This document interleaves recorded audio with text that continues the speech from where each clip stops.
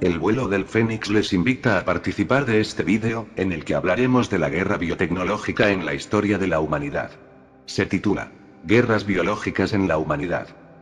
Este canal tiene como prioridad la entrega de información, comprendiendo que cada persona posee criterio para establecer un filtro personal para evaluar de manera objetiva si la información les sirve o no, en su lineamiento de crecimiento particular. El vuelo del Fénix, canal de YouTube, se representa a sí mismo, entregando información actualizada, en contextos de la historia de la humanidad, tanto contemporánea como del pasado, situaciones que se asocian preferentemente con el grado de conciencia de cada persona, lo que corresponde a su grado de entendimiento, basado en el conocimiento. De ninguna manera, pretendemos difundir temor, solo información que se debe procesar por la capacidad que tiene una persona con grados de control de sus emociones. Capacitado en el entendimiento. Aclarado esto, entramos en el tema actual. ¿Qué tan avanzada está la ciencia con respecto a las armas biológicas? Desde hace mucho tiempo que se está experimentando con armas biológicas, primero en animales y después en seres humanos. Es un secreto a voces, pero la guerra biológica es posible en estos días. Supuestamente, se dejó de experimentar en humanos. Pero ¿cómo prueban los nuevos descubrimientos? ¿Será la enfermedad mundial un arma biológica? ¿Y quizás cuántos otros virus elaborados en laboratorios? Es en nuestra época de asombrosos avances científicos y tecnológicos que el hombre por primera vez ha dividido lo que siempre fue considerado indivisible. En física dividió el átomo, en biología dividió el código genético. Sería ingenuo presuponer que estos dos hitos en la historia del talento humano no tuviesen su lado oscuro y peligroso al ser usados cuando el ingenio humano dirige sus miras hacia la destrucción. La tecnología microbiológica puede utilizar de forma maligna los magníficos conocimientos que la ciencia médica ha acumulado en relación a los agentes infecciosos causantes de epidemias, invalidez y muerte tanto de seres humanos como de animales y de hábitats que enriquecen y condicionan la vida en el planeta. Hace algunas décadas, un científico al servicio de la fabricación masiva de armas biológicas señaló: la guerra microbiológica es indudablemente el arma dada para una nación que se encuentra indefensa y todo método es permisible para arruinar al enemigo y conquistarlo. Esta frase encierra el peligro que entraña la sujeción de la ética científica al servicio de objetivos siniestros. El término armas biológicas conceptualiza el posible uso de tecnología biológica para destruir, afectar o lesionar a un enemigo potencial. El mero concepto de guerra microbiológica ha sido tradicionalmente aborrecido en las altas esferas militares de la mayoría de los países y con frecuencia desdeñado hasta por los más agresivos teóricos de la estrategia militar.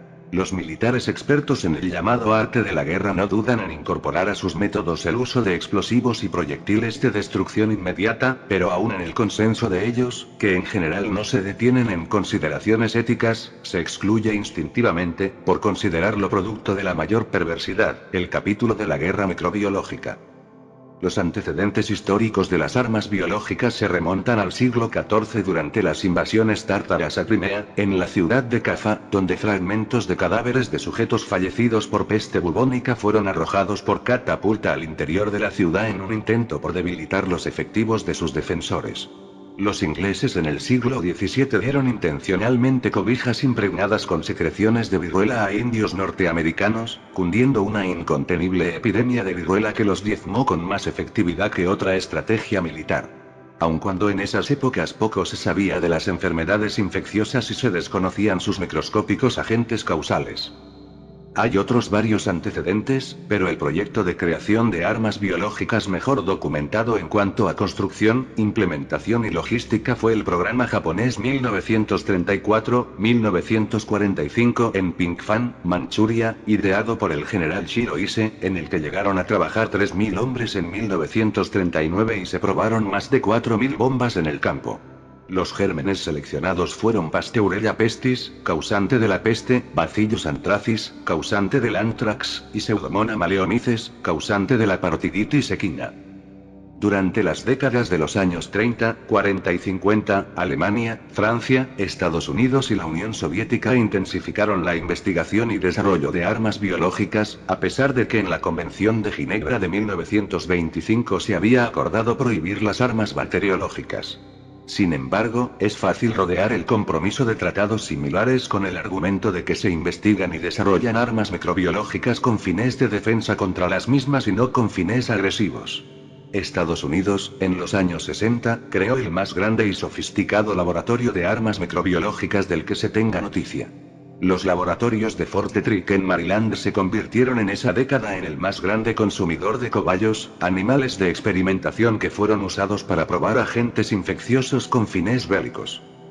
A fines de 1964, según se supo después, se llevaron a cabo miles de experimentos en seres humanos, por militares británicos y estadounidenses, desarrollados en laboratorios de esos mismos países.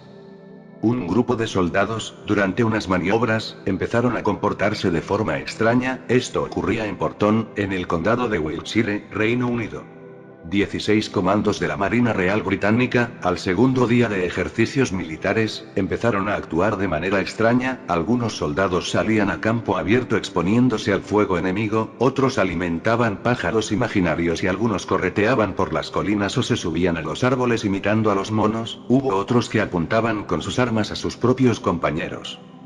Según el informe secreto de aquel día, el grupo se desorganizó, cayendo en la indisciplina y eran incapaces de cumplir cualquier orden. Ni el comandante ni sus soldados sabían que les habían administrado 75 microgramos de LSD. Este es solo uno de los miles de experimentos que realizaron los militares británicos y estadounidenses en humanos, dentro de sus programas de investigación para la guerra química y bacteriológica. En la Primera Guerra Mundial se creó el complejo ultrasecreto de Porton Down, Reino Unido, donde participaron más de 20.000 personas en miles de ensayos con gas mostaza, fosgeno, satín y otros agentes nerviosos, anthrax, Yersinia pestis, bacteria de la peste, mescalina, ácido lisérgico y otras drogas. Todos los voluntarios eran soldados, verdaderas cobayas humanas, ningún oficial. Ninguno sabía realmente a qué se exponía. Existía una estrecha colaboración entre científicos y militares, para lograr sustancias cada vez más letales. Al mismo tiempo, en Estados Unidos existía el GWOD Arsenal, homólogo del británico, levantado por el Chemical Corps del Ejército de Estados Unidos en el año 1916. Fueron los alemanes quienes iniciaron esta infame relación ciencia y guerra. El 22 de abril del año 1915, en las trincheras de Ypres, Bélgica, el ejército alemán liberó 160 toneladas de cloro presurizado a lo largo de 6 kilómetros del frente, y el viento llevó la nube tóxica hasta las posiciones de canadienses y franceses. Lo que sucedió fue horroroso. Aquel día fue el doloroso recordatorio de que la moderna guerra química había comenzado. Frase dicha por el historiador Ulf Schmidt, quien narró la historia de los veteranos portonianos en su libro Ciencia Secreta. Un siglo de guerra de venenos y experimentos humanos. Al día siguiente del ataque alemán, el comandante de la expedición aliada pidió a Londres que hicieran todo lo posible por contar con ese tipo de armas. 5 meses después, los británicos ya tenían su propia versión de cloro, que usaron ese mismo mes en el frente de Loos y los resultados fueron desastrosos. Fueron envenenados centenares de sus propios soldados, porque el viento cambió. Desde ahí empezó una verdadera carrera de armamentos, primero químicos y después bacteriológicos y farmacológicos. Porton Down, un terreno de 2.500 hectáreas, fue el corazón del programa de armas químicas y bacteriológicas del Reino Unido. En el lugar se levantaron laboratorios para una serie de científicos como fisiólogos, patólogos, meteorólogos, venidos de las mejores universidades británicas. Se consideraban una casta privilegiada que conocía los secretos de la guerra química británica. Al principio ensayaban las sustancias en todo tipo de animales, ratones, gatos, perros, caballos o monos. Pero en 1917, crearon un laboratorio específico para experimentos con humanos. El objetivo era comprender los efectos de los agentes químicos en los órganos y tejidos humanos. Los voluntarios eran soldados y los reclutaban de las 3 ramas del ejército. En 1929 se realizaron experimentos con más de 500 militares, la cifra se duplicaría por 10 durante la Segunda Guerra Mundial.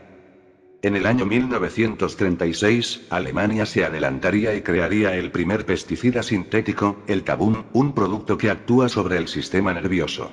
Siendo letal, incoloro e inodoro, los militares le vieron enseguida el uso como arma.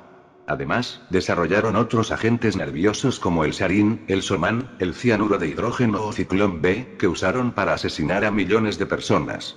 Los nazis almacenaron hasta 44.000 toneladas de armas químicas.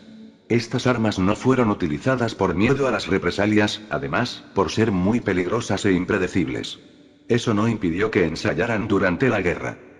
Ya en 1939, tanto Alemania, como Estados Unidos y Reino Unido, eran auténticas potencias en guerra química. Los tres países usaron humanos en sus experimentos. Al finalizar la Segunda Guerra Mundial, no declinaron los ensayos, por el contrario, siguieron los experimentos e investigaron hasta lo inimaginable. El final de Porton Down llegó a finales de los 60. La crisis de legitimidad del sistema, el pacifismo, el desengaño con la sociedad burguesa afectaron al programa científico militar. Desde entonces, aunque la actividad no se ha detenido en Porton Down, sí se ha reducido. Ya no se experimenta con humanos, pero sí con animales. Existen tres campos fundamentales de acción en un ataque con armas biológicas. El primero es la infección masiva de seres humanos con enfermedades debilitantes o mortales. El segundo es la infección de ganado y animales de crianza con epidemias y devastación, que a tal manera produzcan en forma secundaria, pero inmediata, hambre y desestabilización económica en vastos grupos humanos. El tercero es introducción de plagas y tóxicos que destruyan en forma irreversible plantíos y entornos ecológicos y vegetales, que también afectan la nutrición, la economía y el hábitat del grupo humano objeto del ataque.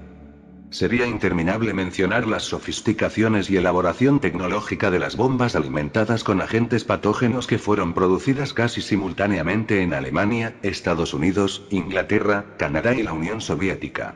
Aunque no existe evidencia clara del uso bélico de estas armas por los países mencionados, sí es posible saber en qué se estaban enfocando algunos de ellos.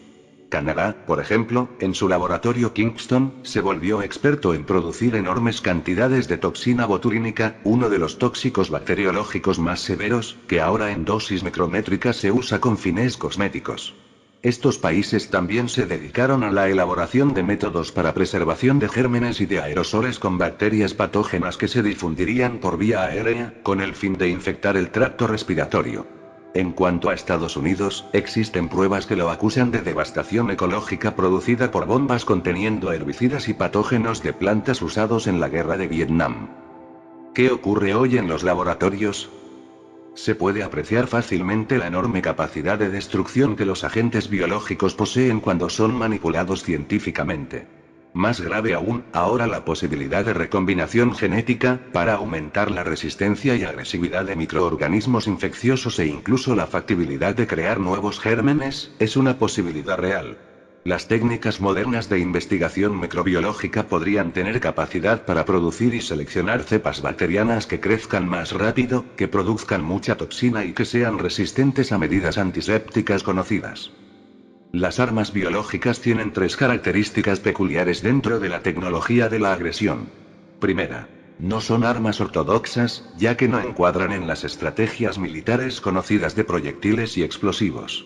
Por contener agentes microscópicos invisibles al ojo humano, poseen posibilidades de efectos psicológicos agravantes, incluso más inciertos que los métodos convencionales de destrucción. Segunda, tienen una gran diversidad de efectos, causando, a diferencia de otros métodos de guerra, efectos continuados incluso mucho más largos que los deseados por el agresor. A diferencia de cualquier otra arma, los elementos constitutivos de las armas biológicas se reproducen en sus víctimas y también, potencialmente, en sus victimarios, teniendo capacidad de multiplicación autónoma. Tercera. También, a diferencia de otros métodos, pueden alterar la ecología de tal forma que el territorio afectado se torne peligroso e inútil para ser ocupado por el vencedor. En Wuhan se encuentra el principal centro de investigación virológica y un superlaboratorio, donde se estudian las enfermedades más contagiosas y peligrosas, como el ébola y el SARS. Este centro cuenta con el código P4, que significa el máximo nivel mundial de bioseguridad.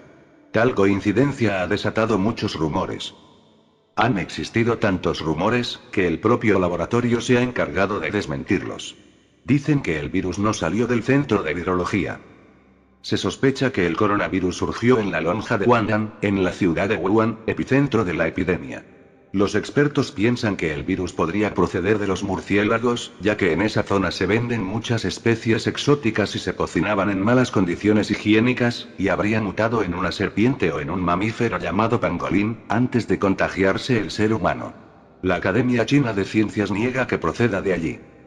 También se sospecha que el virus salió del laboratorio de Wuhan en una persona infectada o en la salida de un murciélago infectado, ya que en ese lugar se experimenta con murciélagos. En el fondo, todas son hipótesis o especulaciones, porque falta aún saber la más reciente fuente animal donde mutó el virus. ¿Se está probando un nuevo virus actualmente, para una futura guerra biológica? Como todas son especulaciones, les dejamos esa pregunta. Como contrapeso optimista no debemos tener la impresión de que nos encontramos indefensos ante el peligro que entraña un arma microbiológica. El hombre ha vivido siempre en contacto con epidemias, enfermedades transmisibles y patógenos del ambiente y posee una serie de experiencias y conocimientos que le han permitido sobrevivir y conquistar paso a paso las enfermedades infecciosas. La educación en salud, las medidas preventivas, la sanidad del ambiente y el progreso en las condiciones básicas de vida son la mejor y más efectiva arma contra las enfermedades infecciosas y la mejor barrera para contener una epidemia natural o provocada. Al hombre le ha tomado miles de años conquistar y derrotar a las enfermedades infecciosas. En todos los países se hacen esfuerzos monumentales por erradicar las enfermedades endémicas con su carga de sufrimiento e invalidez. Debemos estar alertas ante cualquier atentado contra el que es quizá el más importante triunfo del talento humano: la erradicación o control de muchas enfermedades epidémicas. Y por último, debemos comprender que es tan solo el cuerpo biológico el que se ve afectado, pero nunca nuestro espíritu será afectado. La verdad prevalece.